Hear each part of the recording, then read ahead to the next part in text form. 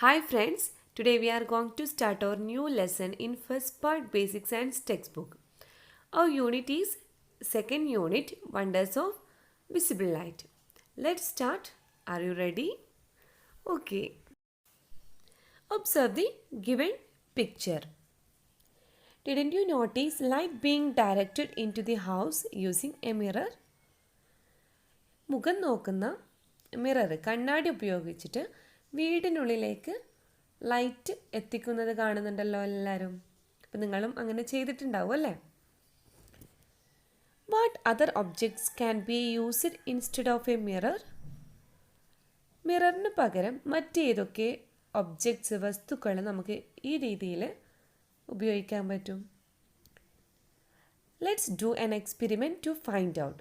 ഇത് കണ്ടുപിടിക്കാനായിട്ട് നമുക്കൊരു എക്സ്പെരിമെൻ്റ് ചെയ്ത് നോക്കാം. Materials required. ഈ ഒരു എക്സ്പെരിമെൻ്റ് ചെയ്യാൻ ആവശ്യമായിട്ടുള്ള മെറ്റീരിയൽസ് സാമഗ്രികൾ എന്തൊക്കെയാണെന്ന് നോക്കാം. Torch, a new steel plate, an aluminium vessel, a cardboard, a shining floor tile, മിനുസമുള്ള ഒരു ടൈല്, എ റൂഫ് ടൈല്, ഓട്, A coloured piece of cloth, ഒരു നിറമുള്ള ക്ലോത്ത് തുണി, ആൻഡ് എ പേപ്പർ, ഒരു പേപ്പറിൻ്റെ പീസ്. അപ്പം ഇത്രയും വസ്തുക്കൾ യൂസ് ചെയ്തിട്ട് ഈ എക്സ്പെരിമെൻ്റ് ഒന്ന് ചെയ്തു നോക്കാം. എക്സ്പെരിമെൻ്റ് എങ്ങനെയാണ് ചെയ്യുന്നത് എന്ന് നോക്കാം. Direct light from the torch on to each of these objects. Tabulate the observed results in your science diary. എന്താ വേണ്ടത്? ടോർച്ച് ഉപയോഗിച്ചിട്ട് മുകളിൽ പറഞ്ഞിരിക്കുന്ന ഓരോ ഒബ്ജക്ട്സിലും ലൈറ്റ് പതിപ്പിക്കുക. എന്നിട്ട് നമ്മുടെ ഒബ്സർവേഷൻ റിസൾട്ട്സ് താഴെ കൊടുത്തിരിക്കുന്ന ടേബിളിൽ ഫില്ല് ചെയ്യുക. അപ്പം എല്ലാവരും ഈ ഒബ്ജക്ട്സൊക്കെ യൂസ് ചെയ്തിട്ട് ഈ എക്സ്പെരിമെൻറ്റ് ചെയ്ത് നോക്കാം. നമുക്ക് എങ്ങനെയാണ് ടേബിൾ ഫില്ല് ചെയ്യുക എന്ന് നോക്കാം. First case, new steel plate. New steel plate വെച്ചിട്ട് എക്സ്പെരിമെൻറ്റ് ചെയ്ത സമയത്ത് എന്തായിരിക്കും റിസൾട്ട് കിട്ടുക? Yes, reflects light very well. ഇനി second case, aluminium vessel. Aluminium vessel എടുത്തു കഴിഞ്ഞാൽ എന്തായിരിക്കും റിസൾട്ട്? റിഫ്ലെക്ട്സ് ലൈറ്റ് പാർഷ്യലി, അല്ലേ? സ്റ്റീൽ പ്ലേറ്റിനെ അപേക്ഷിച്ചിട്ട് അത്രത്തോളം അങ്ങോട്ട് റിഫ്ലക്ഷൻ കാണുകയില്ല. Reflects light partially. Third case, shining floor tile. നല്ല തിളക്കമുള്ള ഒരു ടൈൽ പീസ് യൂസ് ചെയ്തിട്ടാണ് എക്സ്പെരിമെൻറ്റ് ചെയ്യുന്നത് എങ്കിൽ എന്തായിരിക്കും observation result? Yes, reflects light very well.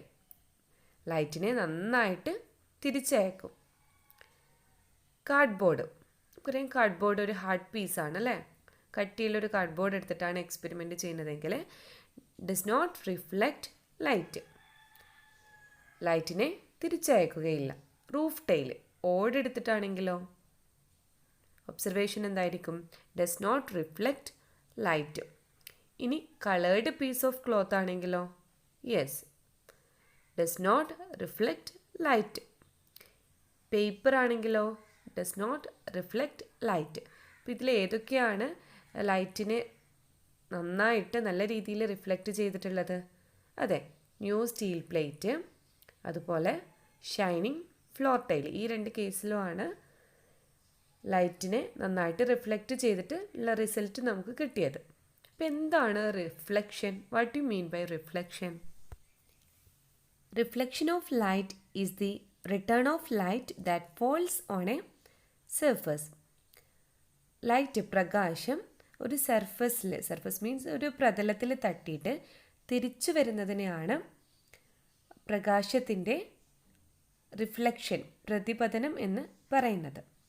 പ്രകാശം ഒരു സർഫസിൽ തട്ടി തിരിച്ചു വരുന്നതിനെ ആണ് പ്രകാശത്തിൻ്റെ, ലൈറ്റിൻ്റെ റിഫ്ലക്ഷൻ എന്ന് പറയുന്നത്.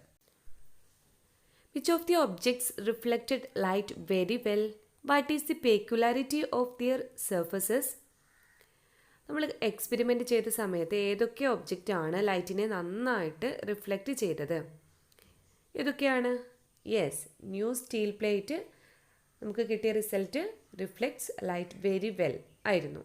അതുപോലെ ഷൈനിങ് ഫ്ലോർ ടൈല്, മിനുസമുള്ള ഒരു ടൈല് എടുത്തിട്ട് എക്സ്പെരിമെൻറ്റ് ചെയ്ത സമയത്തും അത് നന്നായിട്ട് ലൈറ്റിനെ റിഫ്ലക്റ്റ് ചെയ്യുന്നു എന്നാണ് ഒബ്സർവേഷൻ റിസൾട്ട് കിട്ടിയത്. അതുപോലെ ആദ്യത്തെ പേജിൽ നമ്മളൊരു പിക്ചർ കണ്ടിട്ടുണ്ടായിരുന്നു. അതിൽ യൂസ് ചെയ്തിട്ടുള്ളത് മിററാണ്. അപ്പം mirror, new steel plate, shining floor tile, ഇതിൻ്റെയൊക്കെ സർഫസിൻ്റെ പ്രത്യേകത എന്താണ്? Yes, mirror, new steel plate, new floor tile are reflected light very well because their surfaces are very smooth. അല്ല, നമ്മൾ ഉപയോഗിച്ചിട്ടുള്ള നമുക്ക് ലൈറ്റിനെ നന്നായിട്ട് റിഫ്ലക്റ്റ് ചെയ്യുന്നുണ്ട് എന്ന് കിട്ടിയിട്ടുള്ള ഒബ്ജക്ട്സിൻ്റെ ഒക്കെ സർഫസ് വളരെ സ്മൂത്താണ് അല്ലേ, നല്ല മിനുസുള്ളതാണ്, സ്മൂത്ത് സർഫസസ് ആണ്. അതുകൊണ്ടാണ് അത് ലൈറ്റിനെ നന്നായിട്ട് റിഫ്ലക്റ്റ് ചെയ്യുന്നത്. ഓക്കെ, അപ്പോൾ നമ്മൾ ആദ്യത്തെ കേസ് നോക്കാം. യൂണിറ്റിൻ്റെ ആദ്യത്തിൽ കൊടുത്തിരിക്കുന്ന ഈ ഒരു പിക്ചറിൽ കുട്ടികൾ മിറർ യൂസ് ചെയ്തിട്ടാണ് വീടിൻ്റെ വാളിൽ പ്രകാശം പതിപ്പിച്ചിട്ടുള്ളത്. അപ്പോൾ ഇവിടെ എങ്ങനെയാണ് സംഭവിക്കുന്നത്? സണ്ണിൽ നിന്നുള്ള ലൈറ്റ് മിററിൽ പതിക്കുന്നു. ആ ലൈറ്റ് റിഫ്ലക്റ്റ് ചെയ്തിട്ടാണ് വീടിൻ്റെ വാളിൽ പതിച്ചിരിക്കുന്നത്. അപ്പോൾ നമ്മൾ പഠിച്ചിട്ടുണ്ട് റിഫ്ലക്ഷൻ എന്ന് പറഞ്ഞു കഴിഞ്ഞാൽ reflection of light is the return of light that falls on a surface. Light ഒരു സർഫസിൽ തട്ടി തിരിച്ചു വരുന്നതിനെയാണ് ലൈറ്റിൻ്റെ റിഫ്ലക്ഷൻ എന്ന് പറയുന്നത്. ഇപ്പോൾ ഇവിടെ സണ്ണിൽ നിന്നുള്ള ലൈറ്റ് മിററിൻ്റെ സർഫസിൽ തട്ടി നേരെ തിരിച്ചിട്ട് വീടിൻ്റെ വാളിൽ വന്നിട്ട് പതിക്കുന്നു. അപ്പോൾ ഇതാണ് ഇവിടെ റിഫ്ലക്ഷൻ്റെ ഒരു എക്സാമ്പിളായിട്ട് കാണിച്ചിരിക്കുന്നത്. അപ്പോൾ ഇവിടെ മിറർ സ്മൂത്ത് സർഫസ് ആയതുകൊണ്ടാണ് ലൈറ്റിനെ നല്ല രീതിയിൽ റിഫ്ലക്റ്റ് ചെയ്തത്.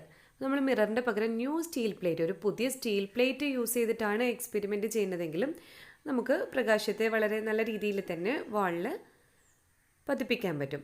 എന്നാൽ മിറർ, ന്യൂ സ്റ്റീൽ പ്ലേറ്റ് ഇതിനൊക്കെ പകരം ഒരു റൂഫ് ടൈൽ, ഒരു ഓട് പീസോ മറ്റോ ആണ് യൂസ് ചെയ്യുന്നതെങ്കിൽ നമുക്ക് ലൈറ്റിനെ വാളിൽ പതിപ്പിക്കാൻ സാധിക്കില്ല. അപ്പോൾ നിങ്ങളെല്ലാവരും എക്സ്പെരിമെൻറ്റ് ചെയ്ത് നോക്കുക. ഒബ്സർവേഷൻ റിസൾട്ട് നേരത്തെ പറഞ്ഞ ടേബിളിൽ ഫിൽ ചെയ്യുക. ഓക്കെ, ഇനി നമുക്ക് ഡിസ്കസ് ചെയ്യാനുള്ളത് the surface matters. What happens when light falls on a surface? Look at the figures. ഒരു സർഫസിൽ, ഒരു പ്രതലത്തിൽ ലൈറ്റ് വന്നിട്ട് പതിക്കുമ്പോൾ എന്താണ് സംഭവിക്കുന്നത്? അപ്പോൾ അവിടെ കൊടുത്തിരിക്കുന്ന ഫിഗേഴ്സൊക്കെ ഒന്ന് ഒബ്സർവ് ചെയ്യാം. ഫസ്റ്റ് കേസ് നോക്കാം, റെഗുലർ റിഫ്ലക്ഷൻ. അപ്പോൾ അവിടെ ഇമേജ് കണ്ടാൽ തന്നെ നിങ്ങൾക്ക് മനസ്സിലാവും ഒരേ ഒരു ഫോർമാറ്റിലാണ് ലൈറ്റ് റിഫ്ലക്റ്റ് ചെയ്തിട്ട് പോകുന്നത്. When light falls on a mirror, steel plate, smooth floor tile etcetera, it is reflected regularly. This is known as regular reflection. Mirrors are surfaces which reflect light regularly. എന്താ ഇവിടെ പറയുന്നത്? കണ്ണാടി, അതുപോലെ steel plate, നല്ല മിനുസമുള്ള tile തുടങ്ങിയ വസ്തുക്കളിൽ light വന്ന് പതിക്കുന്ന സമയത്ത് അത് റെഗുലറായിട്ട്, ക്രമമായിട്ടാണ് റിഫ്ലക്റ്റ് ചെയ്യുന്നത്, പ്രതിപതിക്കുന്നത്. ഇതിനാണ് റെഗുലർ റിഫ്ലക്ഷൻ എന്ന് പറയുന്നത്. ഇപ്പോൾ ലൈറ്റിനെ റെഗുലറായിട്ട് റിഫ്ലക്റ്റ് ചെയ്യിപ്പിക്കുന്ന സർഫസിനാണ് മിറേഴ്സ് എന്ന് പറയുന്നത്. ഇപ്പോൾ റെഗുലർ റിഫ്ലക്ഷൻ എന്ന് പറയുന്നത് when light falls on a mirror, new steel plate, smooth floor tile, etc., it is reflected regularly. This is known as regular reflection. Regular റിഫ്ലക്ഷനെ കുറിച്ചിട്ട് ചോദിക്കുന്ന സമയത്ത് ആ ഫിഗറും കൂടി ഇമ്പോർട്ടൻ്റ് ആണ്, അതുകൂടി വരക്കുക. Okay, how does the light reflect when it falls on cardboard, roof tile, cloth etcetera? Cardboard, ഓട്, തുണി തുടങ്ങിയവയിൽ ലൈറ്റ് വന്ന് പതിക്കുന്ന സമയത്ത് എന്താണ് സംഭവിക്കുന്നത്? ഏത് രീതിയിലാണ് അത് ലൈറ്റിനെ റിഫ്ലക്റ്റ് ചെയ്യിക്കുന്നത്? നോക്കുക, അവിടെ ഫിഗർ കൊടുത്തിട്ടുണ്ട്. ആ ഫിഗർ ഒബ്സർവ് ചെയ്യുക. When light falls on rough surfaces, it is reflected irregularly. This is diffuse reflection. അതായത് റഫ് സർഫസ്, മിനുസമില്ലാത്ത പ്രതലങ്ങളിൽ സർഫസിലാണ് ലൈറ്റ് വന്നിട്ട് പതിക്കുന്നതെങ്കിൽ ഇറഗുലർ ആയിട്ടുള്ള ക്രമരഹിതമായിട്ടുള്ള രീതിയിലാണ് റിഫ്ലക്റ്റ് ചെയ്യുന്നത്. ഇതിനാണ് ഡിഫ്യൂസ് റിഫ്ലക്ഷൻ എന്ന് പറയുന്നത്. അപ്പോൾ അവിടെ ഫിഗർ നോക്കിക്കഴിഞ്ഞാൽ തന്നെ മനസ്സിലാവും റെഗുലർ റിഫ്ലക്ഷൻ്റെയും ഡിഫ്യൂസ് റിഫ്ലക്ഷൻ്റെയും ഫിഗർ ചിത്രം നോക്കിയാൽ തന്നെ മനസ്സിലാവും ലൈറ്റ് ഏത് രീതിയിലാണ് റിഫ്ലക്റ്റ് ചെയ്യുന്നത്. റെഗുലർ റിഫ്ലക്ഷൻ്റെ കേസിൽ റെഗുലറായിട്ട് ഒരേ രീതിയിലാണ് ലൈറ്റ് റിഫ്ലക്റ്റ് ചെയ്യുന്നത്. എന്നാൽ ഡിഫ്യൂസ് റിഫ്ലക്ഷൻ്റെ കേസിൽ ഏതൊക്കെയോ രീതിയിൽ ക്രമരഹിതമായിട്ടാണ് ലൈറ്റ് റിഫ്ലക്റ്റ് ചെയ്യുന്ന രീതി കാണിച്ചിരിക്കുന്നത്. ഓക്കെ, ഇപ്പോൾ റെഗുലർ റിഫ്ലക്ഷനും ഡിഫ്യൂസ് റിഫ്ലക്ഷനും ഇമ്പോർട്ടൻ്റ് ആണ്. അപ്പോൾ എല്ലാവരും അത് ഏത് രീതിയിലാണ് അതിൻ്റെ എക്സാമ്പിളൊക്കെ പഠിച്ചു വെക്കുക. റെഗുലർ റിഫ്ലക്ഷൻ എക്സാമ്പിൾ ഏതൊക്കെയാണ്? അതെ, new steel plate, mirror, smooth floor ടൈലൊക്കെ റെഗുലർ റിഫ്ലക്ഷനാണ് കാണിക്കുന്നത്. എന്നാൽ റഫ് സർഫസസ് ആയിട്ടുള്ള കാർഡ്ബോർഡ്, റൂഫ് ടൈല്, ക്ലോത്ത് ഇതൊക്കെ ഡിഫ്യൂസ് റിഫ്ലക്ഷനാണ് കാണിക്കുന്നത്. അപ്പോൾ ഈ ഭാഗം എല്ലാവർക്കും ക്ലിയറായി എന്ന് കരുതുന്നു. നെക്സ്റ്റ് നമുക്ക് ഡിസ്കസ് ചെയ്യാനുള്ളത് ലൈറ്റ് ആൻഡ് സൈറ്റ്, പ്രകാശവും കാഴ്ചയും. How do we see objects? Can we see objects in a dark room? നമ്മൾ എങ്ങനെയാണ് വസ്തുക്കളെ കാണുന്നത്? നമ്മളൊരു ഡാർക്ക് റൂം, ഒരു ഇരുട്ടുള്ള റൂമിലാണെങ്കിൽ നമുക്ക് വസ്തുക്കളെ കാണാൻ സാധിക്കുമോ? Examine the illustration. Look at the path of light indicated by arrows. അവിടെ ഒരു ഇല്ലുസ്ട്രേഷൻ കൊടുത്തിട്ടുണ്ട്, ഒരു ചിത്രീകരണം കൊടുത്തിട്ടുണ്ട്. അപ്പം അതിൽ ലൈറ്റിൻ്റെ പാത്ത്, ലൈറ്റ് പോകുന്ന വഴി കാണിച്ചിട്ടുണ്ട്. അപ്പോൾ അതൊന്ന് നമുക്ക് നോക്കാം. ഓക്കെ, ഇപ്പോൾ ആ റൂമിൽ ആ കുട്ടി ഒരു ബുക്ക് വായിക്കുന്നുണ്ട്. അപ്പോൾ ആ കുട്ടിക്ക് ആ ബുക്ക് കാണണമെങ്കിൽ എന്താണ് വേണ്ടത്? ലൈറ്റ് വേണം. ലൈറ്റിൻ്റെ പാത്ത് നമുക്ക് നോക്കാം. സോഴ്സ് ഓഫ് ലൈറ്റ്, അവിടെ സോഴ്സ് ഓഫ് ലൈറ്റ്, പ്രകാശത്തിൻ്റെ സ്രോതസ്സ് എന്ന് പറയുന്നത് ബൾബാണ്. ആ ബൾബിൽ നിന്നുള്ള ലൈറ്റ് എവിടത്തേക്കാണ് വരുന്നത്? ഒബ്ജക്റ്റ് ആയിട്ടുള്ള ബുക്കിലേക്ക് വന്നിട്ട് ഫോളോ ചെയ്യുന്നു, വന്നിട്ട് പതിക്കുന്നു. അത് റിഫ്ലക്റ്റ് ചെയ്തിട്ട് എവിടേക്ക് പോകുന്നു? ആ കുട്ടിയുടെ കണ്ണിലേക്ക് പോകുന്നു. ആ സമയത്താണ് ആ ബുക്ക് ആ കുട്ടിക്ക് വിസിബിൾ ആവുന്നത്, കാണാൻ സാധിക്കുന്നത്. ഈ രീതിയിലാണ് ലൈറ്റിൻ്റെ പാത്ത്. ആദ്യം സോഴ്സ് ഓഫ് ലൈറ്റ് ആയിട്ടുള്ള ബൾബിൽ നിന്നും ലൈറ്റ് ഒബ്ജക്റ്റ് ആയിട്ടുള്ള ബുക്കിലേക്ക് വന്ന് പതിക്കുന്നു. ആ ലൈറ്റ് റിഫ്ലക്റ്റ് ചെയ്തിട്ട് ആ കുട്ടിയുടെ ഐയിലേക്ക് പോകുന്നു, കണ്ണിലേക്ക് പോകുന്നു. Then book is visible to him, ആ ബുക്ക് അവന് കാണാൻ സാധിക്കുന്നു. We see an object when the light falling on the object is reflected into our eyes.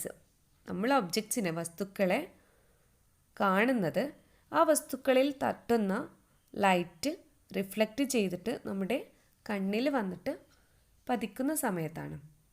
Okay, നമ്മളൊരു വസ്തുവിനെ കാണുന്നത് ആ വസ്തുവിൽ വന്ന് പതിക്കുന്ന ഏതാണോ ലൈറ്റ് സോഴ്സസ്, അതിൽ നിന്ന് വന്ന് പതിക്കുന്ന ലൈറ്റ് റിഫ്ലക്റ്റ് ചെയ്തിട്ട് നമ്മുടെ കണ്ണിൽ പതിക്കുന്ന സമയത്ത് മാത്രമാണ് നമ്മൾ ആ വസ്തുവിനെ കാണുന്നത്. നമ്മളിപ്പോൾ ഒരു ഡാർക്ക് റൂമിലാണെങ്കിൽ അവിടെ ലൈറ്റ് ഇല്ല. ഇപ്പോൾ നമ്മൾ എന്തെങ്കിലും ലൈറ്റ് റിസോഴ്സസ് യൂസ് ചെയ്താൽ മാത്രമേ അവിടെ ലൈറ്റ് ഉണ്ടാവുന്നുള്ളൂ. ഒരു ഡാർക്ക് റൂമിലാണെങ്കിൽ നമുക്ക് അവിടെയുള്ള വസ്തുക്കളെയൊന്നും കാണാൻ സാധിക്കില്ല. അപ്പം അതിൻ്റെ കാരണം എല്ലാവർക്കും മനസ്സിലായല്ലോ. ഓക്കെ, ഇനി നോക്കാം. ടെക്സ്റ്റ് ബുക്കിലെ പേജ് നമ്പർ 25 2 ഇമേജസ് കൊടുത്തിട്ടുണ്ട്, 2 പിക്ചേഴ്സ് കൊടുത്തിട്ടുണ്ട്. എന്താ നമ്മൾ ചെയ്യേണ്ടത്? നമ്മളോട് ചെയ്യാൻ പറഞ്ഞിരിക്കുന്നത് can you mark the path of light in the following pictures. താഴെ കൊടുത്തിരിക്കുന്ന ചിത്രങ്ങളിൽ ലൈറ്റിൻ്റെ പാത്ത് ചിത്രീകരിക്കാൻ വേണ്ടിയിട്ടാണ്, ഒന്ന് മാർക്ക് ചെയ്ത് കൊടുക്കാൻ വേണ്ടിയിട്ടാണ് പറഞ്ഞിരിക്കുന്നത്. Let's do this activity. Okay, first figure നോക്കാം. How does the driver see the boy crossing the road during day time? ഇപ്പോൾ ഡേ ടൈമാണ്, പകൽ സമയം റോഡ് മുറിച്ച് കിടക്കുന്ന ഒരു കുട്ടിയെ ഡ്രൈവർ കാണുന്നത് എപ്രകാരമാണ്? അപ്പോൾ നമുക്ക് എന്ത് വേണം? ലൈറ്റിൻ്റെ പാത്ത് ഇൻഡിക്കേറ്റ് ചെയ്ത് കൊടുക്കാം. ഓക്കെ, ഡേ ടൈം ആണെന്ന് പ്രത്യേകം പറഞ്ഞിട്ടുണ്ട്. അതുകൊണ്ട് ലൈറ്റ് എവിടെ നിന്നായിരിക്കും വരുന്നത്?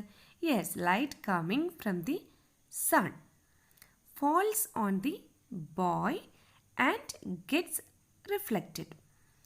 When this reflected light enter the eyes of the car driver, the boy become visible to him. അപ്പോൾ എങ്ങനെയാണ് ലൈറ്റിൻ്റെ പാത്ത്? സൂര്യനിൽ നിന്നുള്ള ലൈറ്റ് കുട്ടിയുടെ മുകളിലേക്ക് വന്ന് പതിക്കുന്നു. ആ ലൈറ്റ് റിഫ്ലക്റ്റഡ് ആയിട്ട് കാർ ഡ്രൈവറുടെ കണ്ണിലേക്ക് എത്തുന്നു. ആ സമയത്താണ് കാർ ഡ്രൈവർക്ക് കുട്ടിയെ കാണാൻ സാധിക്കുന്നത്. ഈ ഒരു ക്വസ്റ്റിൻ്റെ ആൻസർ നോക്കാം.